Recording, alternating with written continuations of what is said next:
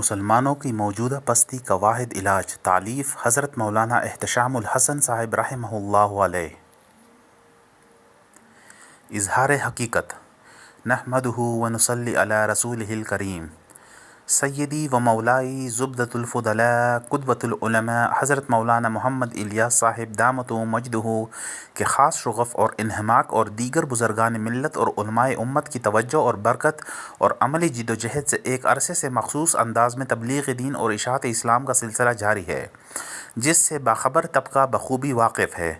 مجب علم اور سیاہ کار کو ان مقدس ہستیوں کا حکم ہوا کہ اس طرز تبلیغ اور اس کی ضرورت اور اہمیت کو قلم بند کیا جائے تاکہ سمجھنے اور سمجھانے میں آسانی اور نفع عام ہو جائے۔ تعمیل ارشاد میں یہ چند کلمات نظر اقتباس کیے جاتے ہیں جو ان مقدس ہستیوں کے دریائے علوم و معارف کے چند قطرے اور اس باغیچہ دین محمدی کے چند خوشے ہیں جو انتہائی عجلت میں جمع کیے گئے ہیں۔ اگر ان میں کوئی غلطی یا کوتاہی نظر سے گزرے تو میری لغزش قلم اور بے علمی کا نتیجہ ہے۔ نظر لطف و کرم سے اس کی اصلاح فرما دیں تو موجب شکر و منت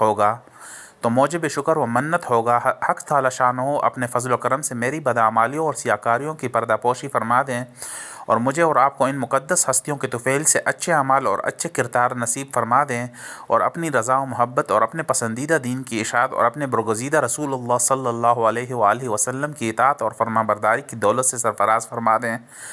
مدرسہ کاشف العلوم، خاکپائے بزرگان محمد احتشام الحسن، 18 ربیع الثانی 1358 ہجری 1358 ہجری۔ بسم اللہ الرحمن الرحیم۔ الحمد للہ رب العالمین والصلاة والسلام علی سید الاولین والآخرین خاتم النبیین والمرسلین محمد وآلہ واصحابہ الطیبین الطاہرین۔ آج سے تقریباً 1350 سال قبل جب دنیا کفر و ضلالت، جہالت و سفاہت کی تاریکیوں میں گری ہوئی تھی، بطحا کی سنگلاخ پہاڑیوں سے رشد و ہدایت کا ماہتاب نمودار ہوا اور مشرق و مغرب، شمال و جنوب، غرض دنیا کے ہر گوشے کو اپنے نور سے منور کیا اور 30 سال کے قلیل عرصے میں بنی نوع انسان کو اس معراج ترقی پر پہنچایا کہ اس تاریخ عالم اس کی نظیر پیش کرنے سے قاصر ہے، اور رشد و ہدایت، صلاح و فلاح کی وہ مشعل مسلمانوں کے ہاتھ میں دی جس کی روشنی میں ہمیشہ شاہراہ ترقی پر گامزن رہے، اور صدیوں اس شان و شوکت سے دنیا پر حکومت کی کہ ہر مخالف قوت کو ٹکرا کر پاش ہونا پڑا۔ یہ ایک حقیقت ہے جو ناقابل انکار ہے، لیکن پھر بھی ایک پارینہ داستان ہے جس کا بار بار دہرانا نہ تسلی بخش ہے اور نہ کارآمد اور مفید، جبکہ موجودہ مشاہدات اور واقعات خود ہماری سابقہ زندگی اور ہمارے اسلاف کے کارناموں پر بدنما داغ لگا رہے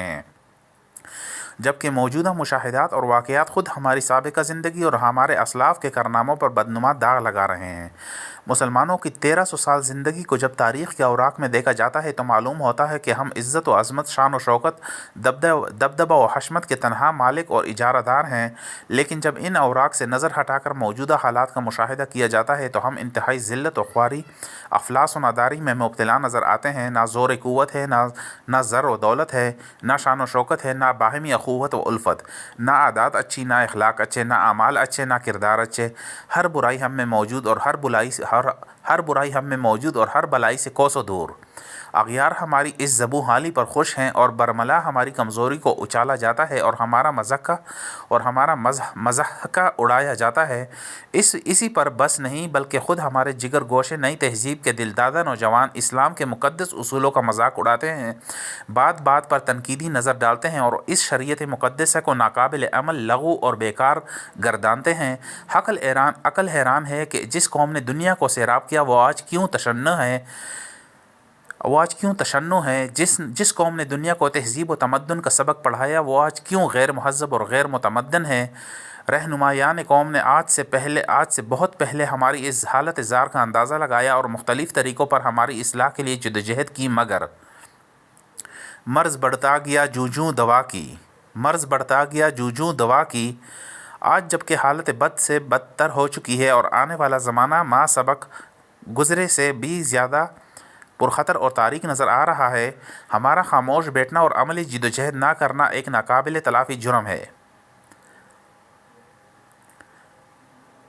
لیکن اس سے پہلے کہ کوئی عملی قدم اٹھائیں ضروری ہے کہ ان اسباب پر غور کریں جن کے باعث ہم اس ذلت و خواری کے عذاب میں مبتلا کیے گئے ہیں۔ ہماری اس پستی اور انحطاط کے مختلف اسباب بیان کیے جاتے ہیں اور ان کے ازالہ کی متعدد تدابیر اختیار کی گئیں، لیکن ہر تدبیر ناموافق و ناکام ثابت ہوئی، جس کے باعث ہمارے رہبر بھی یاس و ہراس میں گرے ہوئے نظر آتے ہیں۔ اصل حقیقت یہ ہے کہ اب تک ہمارے مرض کی تشخیص ہی پورے طور پر نہیں ہوئی۔ یہ جو کچھ اسباب بیان کیے جاتے ہیں اصل مرض نہیں بلکہ اس کے عوارض ہیں۔ پس